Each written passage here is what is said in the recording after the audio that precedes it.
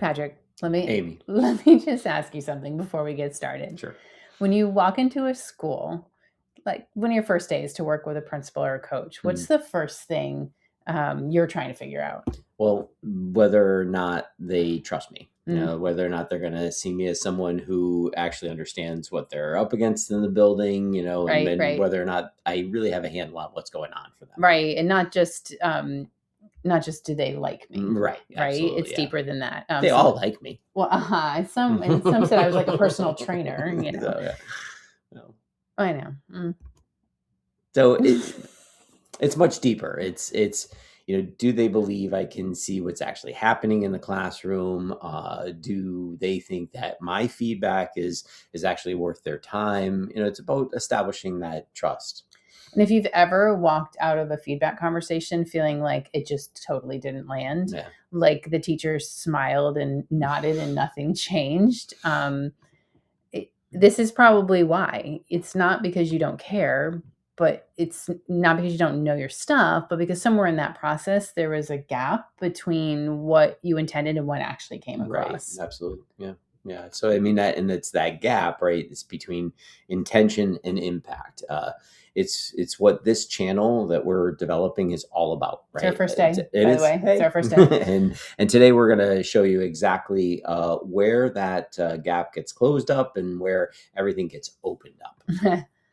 Before we get into 4 patterns that we see pretty consistently, we want to be really clear about something, that this is not about being a good leader or being a good coach or being a good peer observer. Every person we have worked with across more than, we said 10,000. It's been more than over 10,000 classrooms for sure. Everybody is trying and working hard, and the intention is always there. What we've learned, though, is that intention alone can't build credibility, and intention can't build trust. And what builds credibility, what actually closes the gap, is the discipline of the work before the conversation ever happens.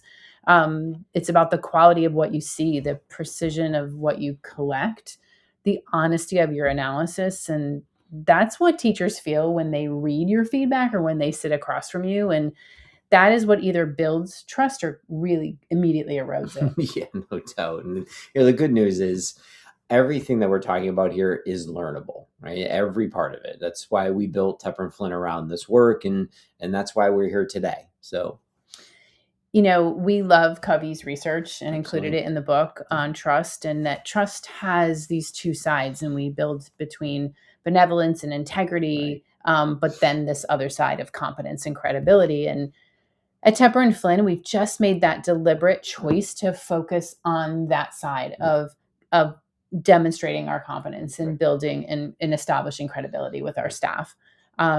Because it's not that relationships don't matter. They absolutely do. But competence is the foundation, most often, I think, underdeveloped in leadership prep. No doubt. And I mean, once again, we see so many people of character, right? And so people do have that intention. They do have that integrity. And we see that so often that our focus has really, like you said, been on that competence side. We're handed these frameworks for hard conversations. We're often trained in emotional intelligence, and then we walk into a classroom and we don't always know what we're looking at or what we're looking for. Right. So today, what we're going to walk you through are 4 patterns that we typically see. These are 4 places where the feedback process either holds together or it quietly falls apart, right? And we're going to use one example the whole way through. It's going to be a 7th grade math classroom, a discussion lesson, so you can see exactly how this plays out in practice. All right, so I'm going to take the first pattern. Okay. All right, so yeah. The first pattern that we always see, and when I say always, I mean every time we're in a school, is the idea that engagement is just so typically misread, right? One of the most common things we hear when a coach, an observer, or principal walks out of a classroom, that was great. The students were so engaged. And then the first thing I say is, well, how do you know? What'd you see? What do you mean by engaged? And the answer is almost always some version of they were participating, hands were up, the room had good energy.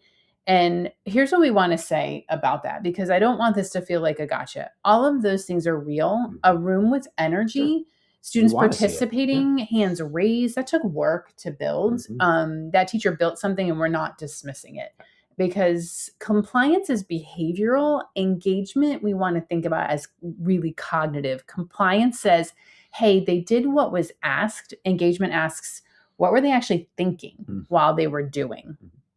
In the 7th grade math classroom that we were thinking about today, the teacher posed a strong question, and we always see those lessons about finding the most efficient or effective strategy that works for you. So the teacher asked, why does this strategy work? Not just, yes, it works, or no, it doesn't. And students started talking and the room was active.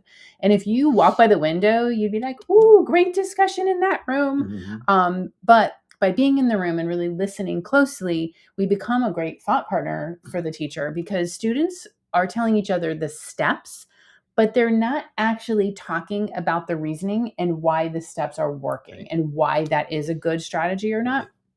And they're also not using those talk moves that she taught. They're not building on each other's ideas. They're participating, but then the cognitive demand isn't what she's trying to achieve. And here's where it gets nuanced, I think, like if that's not enough nuance.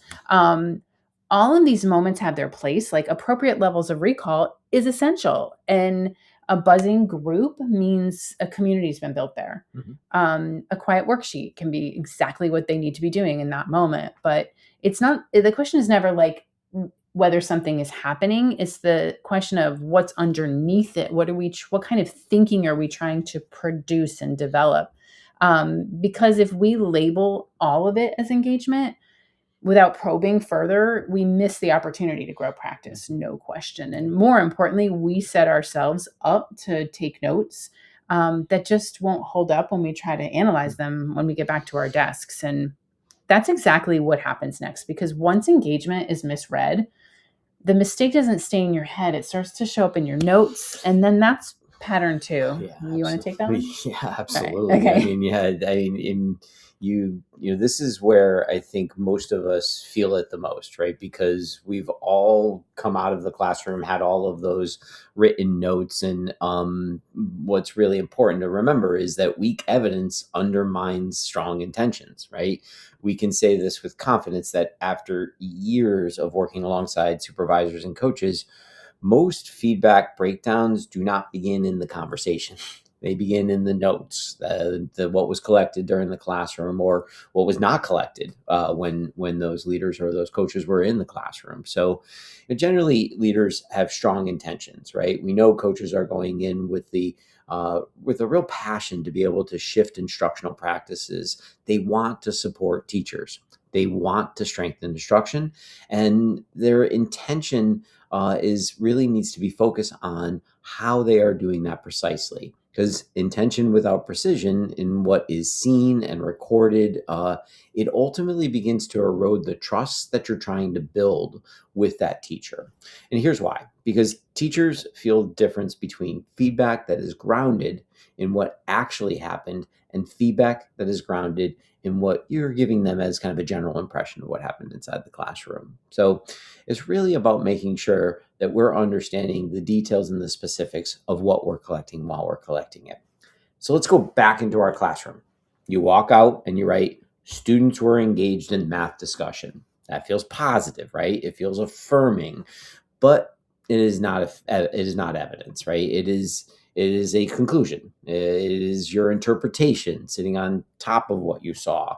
And once you document a conclusion instead of real descriptive evidence, you have limited your own ability to be able to think clearly about what actually occurred inside the classroom. And we've talked about how critical it is to use our professional judgment while we're in a classroom, because we're going to make decisions as evidence collectors as learning is unfolding. But that's really about then making sure that I'm using that judgment to ensure that I'm collecting the best possible evidence for that next segment. So strong evidence collection separates description from judgment. It captures what students said, what they produced, what they were asked to do, and the level of thinking that was, actually really required in the moment, right? For the same classroom, it might sound something like this. Teacher posed the question, why does this strategy work? over 8 minutes of partner and whole group discussion. 11 students contributed verbally. 9 responses described the procedure. 2 students offered reasoning connected to the underlying concept. 0 students built on or challenged another student's mathematical ideas. All of those things are the potential ways in which evidence might look inside that classroom. Now we have something, once we have that kind of evidence, we have something that we can actually work with. Now we can examine the cognitive demand. We can look and determine whether the discourse that was required was really just recall, or was it reasoning? Was it leading all the way into transfer? Now we have a real professional level conversation with the teacher because both of us are looking at the same thing. I think too, we remember that this is allowing us to model formative checks even. Right. And that's where I love to grab quotes from kids when I'm in the classroom. So we don't just have quantitative data, but we also then can unpack some of those student statements to really dig in. No doubt about it. Look at a simple fact is the professional can't grow from adjectives, right? They grow from clarity. When a teacher hears students who are engaged in the discussion, there is nothing to replicate, nothing to really refine, right? And so, when they hear something like 11 students contributed, 9 at the procedural level, 2 at the conceptual level, no student to student exchange, now they've got something to ground on and to build on and really build something out of that. This work is the type of work that forces us to confront what actually occurred inside the classroom rather than what we hope occurred, right? And that is not always comfortable. It can take that other side of that trust building of that real character to be able to bring that. But it is essential, right? Because without it, even the strongest analysis in the world is just not going to have that stable foundation to really be able to bring us the type of change that we want to see inside the classroom. So, that really kind of brings us back to what you do with that evidence once you have it. So, Amy, you want to talk about that? Sure. I find pattern 3 the most fascinating. I think it's one of the most difficult, but it's because it's where the real professional judgment and human insight lives, and topics we have definitely been talking about in our world of using AI. But the third pattern is analysis is where the professional judgment lives. And so evidence alone doesn't improve instruction. You can have the most precise notes in the building and still write and develop and engage in weak feedback. Because if you haven't done the work beforehand, if you haven't done the analysis yourself, even taking a few minutes, because analysis is the step where you move from what happened, which I think teachers have always received, like here's what you did, to what it means for learning as a second thought partner in the room. And that step requires something that no tool can do for you. It requires you. Leaders and coaches can get comfortable collecting notes fairly quickly.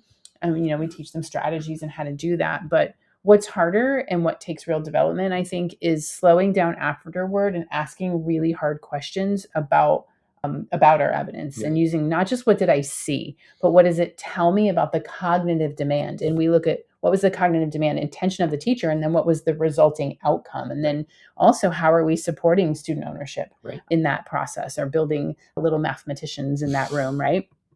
It's about whether this teacher's instructional moves are building or limiting without intention the kind of learning that results in transfer and deep conceptual understanding. So let's dig back to our evidence and saying 11 students contributed and no student to student exchange, but so what? So what? A coach or leader who is analyzing effectively might think or say out loud in the feedback conversation something like, oh, the discourse structure invited broad participation. And maybe the teacher's just been working on hearing everyone's voices. But then we want to think about, how is the cognitive demand remaining in a place that the teacher didn't intend? And then we want to find out, did the teacher see the same thing when she walked around? The question was well framed, but then without a follow-up that requires students to really engage with each other's reasoning, one of our math practices, the discussion just stays at a level of kind of individual explanation rather than collective math inquiry. And I think it's one of the hardest things that we teach kids how to do, is actually listen to someone else's reasoning and poke holes in it. Right. But notice what just happened. The evidence didn't change our interpretation. That's the analysis. That's the sweet spot, right? And that's where our professional judgment, our knowledge about the curriculum, about the discipline lives. It's not in how we phrase feedback, but in the quality of the thinking that we apply to the evidence before we sat down, or, the teacher's coming running down the hall, like, I want to talk during a planning period. And those few moments we have to just kind of collect our thoughts. And this is where I wanted to really name something, because we're really deep in our work with AI, because we use it. Many of you too, you use it, that, we're using Claude, we're using ChatGPT, and we have our own platform. We're partnered with Observe AI, and we developed a vetting tool. We have to continue to think about, we cannot allow AI to do that lift of the alone. Correct. It's about, don't let it do it alone. It is exceptional. AI is exceptional at organizing notes and identifying patterns, and like suggesting, trends and pedagogy, and that's incredibly useful. No tool can fully interpret nuance without professional judgment, and it cannot read mathematical confidence in a student's hesitation. It can't determine whether there was a missed opportunity, or maybe was strategic or accidental, unintentional, or like that interpretation belongs to you. You have to bring it. But AI absolutely makes you more efficient. It just doesn't make you more credible. Remember our topic. That is still yours to earn. So when analysis is strong, something else becomes really possible. The reflective question. I think that's one of the second, like, what do I collect? How do I collect it is one of my first questions I get. Second is, what questions do you ask when you sit down with a teacher? I don't have the same answer for that. But it's not a leading question. It's a genuine question built from what you saw. Something like, I noticed students were explaining their own procedures. What were you hoping was that conversation was going to sound like? And what did you notice? And I would find out, what has she been working on in terms of supporting students in their ability to reason? The question does something a written comment can't do. It positions the teacher as an expert of their own practice, and it creates the space for the thinking to enter the conversation. It signals this isn't a verdict. But the most powerful feedback cycles we've seen are not built on commentary. They're built on better questions, and the questions become better when they're grounded in the evidence, right? And what kids were actually doing or not doing. And if that sounds familiar, it should, because I had already said it once. It's formative assessment, everyone, not just for students, for adults. The precise evidence, the analysis of the demand, the reflective question that surfaces teachers' own thinking, that's the same cycle we ask. You always say this. This is the exact same cycle we ask teachers to use with their students every day. You say that every day. We are not asking anyone to learn something new. We're asking leaders and coaches to hold themselves to the same standard they already believe should be happening in their classrooms. We are all experts in learning, right? And that's just part of learning. So, this one, you're going to take pattern 4, yeah? I'd love to take pattern 4. Please do. Yeah, but I think it's often misunderstood, right? And so it's interesting. Sometimes we think feedback is the first step. It's really not. It's the last step. And I think that's the big message that we want to try and make sure you understand, kind of relative to this fourth pattern. If you've ever sat down to write feedback and found yourself asking, like, how do I word this? Like, I have all of this information. Nothing's worse than the blank page sometimes, right? How do I make this land well? How do I balance the praise and the push, and the pull that I want to have? Those are all real questions, and they truly matter. But they're secondary questions, and most of us go straight to those, right? And here's what we know after watching this cycle play out thousands of times: the quality of your feedback will never exceed the quality of your evidence and analysis, right? It's the last step, right? It's got to have those two. If the evidence was vague, if the evidence is vague, the feedback's going to be vague, right? If the analysis is shallow, the feedback will be shallow, right? Developing feedback does not fix weak thinking, right? It really begins to reveal it.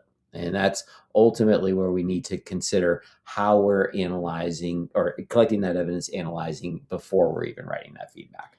I think too, this is very much not about judgment of anyone watching, our hardworking observers. This is about really digging deep and thinking about your own skill set and knowledge, about how to engage in this practice and how do I get better at understanding what it is I'm looking for. How do I walk out of that room with evidence that will strengthen a conversation? Yeah. So let's go back to our classroom just one more time, right? Weak feedback might look like this. Students were engaged in the mathematical discussion. Consider creating more opportunities for higher order thinking, right? That all sounds really professional, right? It sounds supportive. You may have received feedback similar to that in your career, right? But there is nothing in it that the teacher can actually act upon. There is no evidence, right? There is no analysis. There's no specific move forward, right? It leaves the teacher exactly where they started. So strong feedback, which is grounded in evidence and analysis, sounds a little more like students participated broadly in the mathematical discussion and the framing of the question. Why does this strategy work? Well, it creates a genuine opportunity for conceptual reasoning. Of 11 students who contributed, 9 responses described the procedure and 2 connected to the underlying concept. No student was required to engage with another student's mathematical idea. Considered a structured discourse move, such as asking a student to restate and respond to a peer's reasoning, to shift the conversation from parallel explanation towards collective mathematical inquiry. You hear the difference in that. You hear what it is that's being asked. It's allowing the teacher the opportunity to explore that professional pedagogy, but in relationship to the lesson that was actually at hand. So, the second version, it reflects, the evidence that was collected. It reflects the deeper analysis that I had while I was, grappling with that evidence, right? And what it most importantly does is it names the impact, right? It offers a forward-focused move connected to the learning, something that the teacher can take action on. And it's focused on learning, not just on something that, me as an observer, or I preferred or I want to see happening, right? It respects ultimately the level of professionalism and the teacher's intelligence. It gives them something upon which they can think about and they can process against their own practices. And as a side note, I think in another video, we'll talk more about this idea of coaching stances. Oh, no doubt. Because we most certainly engage, we're giving you some ideas today, but there's a wide variance of how we can sit down and engage with the teacher depending, it's very much about meeting a teacher where they are. And so sometimes we start with our observers in engaging in very directive feedback. We start there to learn how to do that and how to use evidence in a conversation to then get to that more transformational and facilitative type of feedback, but all grounded in evidence. Just had to add that little side note in there. It's a good side near and dear to my heart there. But I think it's really about making sure that we recognize and understand that, the reason why we're developing feedback in the first place, it's not about trying to be nice, right? It's not about, softening language or, trying to create, a more comfortable place, right? It's not about what the praise sandwich might say, right? And research on that is very clear that is not effective. Brene Brown, actually, we talk about her all the time, right? And she uses that phrase of clear is kind. It's important for us to be clear. It's important for us, and it's kind for us to be able to give the level of evidence and the analysis of that evidence to our teachers because they are professionals, right? They deserve the same standard of precision that we ask of them every single day in their classroom. They do not need inflated praise. They need accurate, precise reflection on what happened inside that classroom. So we also want to name, the AI piece here too, right? Because this is where we see it misused the most. Leaders take and paste vague notes into a tool and ask it to draft feedback. And potentially they believe magically it will be great feedback, right? And if the evidence and the analysis were weak, AI will produce very polished vagueness. Polished Yeah, vagueness. right. It's gonna sound really cool. It's gonna sound really good, but it's also going to represent what weak evidence and weak analysis was really in there. It may sound more refined, but it's just not going to potentially be accurate, right? And so the teacher will feel that, right? Strong feedback is a mirror of strong thinking. The tool only reflects what you brought to it. And when feedback is grounded in evidence and analysis, something begins to shift. The conversation becomes less about evaluation and it becomes more about growth, right? The teacher is not defending their practice. They're thinking alongside you as you're processing with them. That's what a partnership, a good quality feedback relationship actually feels like. And that is what closes the gap between intention and impact, right? I remember one of my first years with you, we were in a lot of classrooms and a teacher said to me, I can't believe how much you noticed about what was happening. And that stuck with me for this whole time. Yeah, they all want this it time. noticed. It's not as if they don't, right? Yeah. Yeah, absolutely. Okay. So I think Patrick just described that shift, that it's really what all these 4 patterns are really pointing toward. This work is not about what we say to teachers. It's about what we make possible. And I think you said that really well. When engagement is misread, we begin with just distortion. We begin a whole cycle of distortion. I think we led with engagement today because it is so commonly discussed and so commonly misrepresented, and just every different definition when you walk into a school. That distortion moves into our notes. And once it enters our evidence collection, it really shapes what we believe occurred. And if our evidence is vague, you've heard this now, it just has no stable ground. If we are attaching it to an instructional framework and there's a rating, we now risk being, no, we don't risk, we are going to be. We're going to be inaccurate. And a teacher will absolutely feel that, and they deserve your accuracy. Feedback that feeds forward does not start with what we say. It starts what we made possible, what we make possible to see. When it's disciplined, the conversation that follows is not evaluation. It's evidence that we're talking about. I think too, when I speak to assistant superintendents who have watched administrators and coaches go through the training with us, they say that's one of the first things that they hear is that the conversations have just changed and they're really centered on what's happening for kids.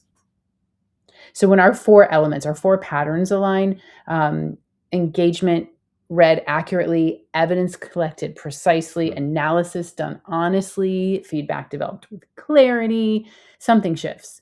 And we have heard that it's observable. Absolutely. Teacher can trace the logic of the observation. They can see the connection between the moves and student thinking. They understand not just what was observed, but why. That clarity, this is your favorite topic. That clarity strengthens efficacy. Causal attribution. We have a song. No, I didn't know we had a song. It strengthens efficacy is at the heart, right? It strengthens the teacher's sense that their actions and the outcomes are absolutely connected. And that's the goal of formative feedback. Amy's looking at me because she knows I want to talk more about this. But no time. Next video. Next video. It's not. At the end of the day, it is building efficacy because it's clearer and because the observer was credible. And that's where at the heart of trust is what we are trying to build. This is more than writing better comments. It's about strengthening the thinking and is about creating a feedback cycle that's anchored in what is happening for kids and their levels of cognition and engaged in our standards and genuine professional respect. I mean, it's not a rating mechanism. I think that's also your favorite line. It's meant to be a catalyst for learning. Yeah, it's not about accountability. It's about learning. And when we make that change, that's when we're in the right place. So full circle. If you're struggling to build trust with teachers, it's something we hear very often. Have you asked yourself, and I've put this up on a slide many times, how do they actually see me? How do they actually see you as a principal or as a coach? Do they experience you as a credible source of professional feedback. And you know what that feels like when you sit across from someone you don't think is credible. Or do they smile and nod and go back to what they're doing?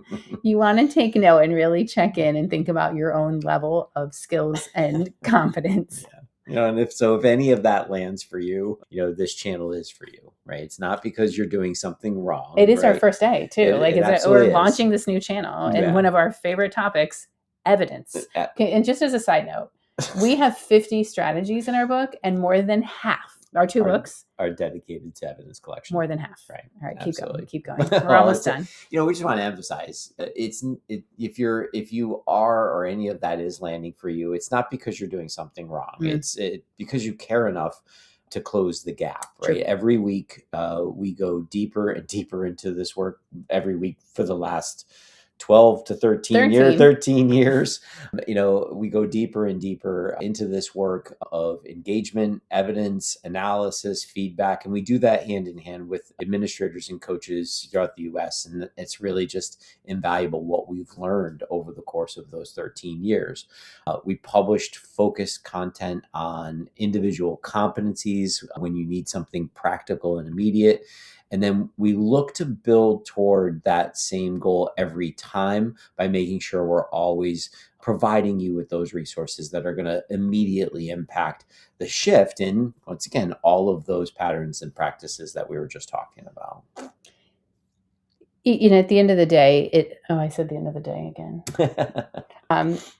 The goal is to support adult learning and a community of learners in our other favorite topic of culture of learning. Because in a culture where everyone is committed to their growth and learning, efficacy grows. But one of the essential parts of a culture of learning is an accurate perception of impact. So the end game here is that students are in classrooms where rigorous learning is accessible and where their thinking is deeper and ownership is stronger and growth is more intentional. Right. So, if all of this is resonating, please subscribe, join us, hit the like button, subscribe. And, if the video resonates, share with someone in your building who's doing this work and is really trying to do it better every single day. So we just want to remind you, trust has more than one foundation. So often we hear, I have to build relationships first. And we think it is the opposite, that we build trust and we build relationships by having these honest conversations and showing people that we're credible. You give someone one strategy they never thought of and it's successful, you build trust really quickly. At Tepper and Flynn, we have made a deliberate choice about where to focus. Competence, the ability to see accurately and think precisely and communicate with clarity. It's really complex work, and learning is complex. But we focus on that half of a trust matrix that transforms a feedback relationship from cordial to credible. Trust is earned day by day, feedback cycle by feedback cycle, but the work matters. And if you're committed to doing it well, we're committed. Absolutely. We're in.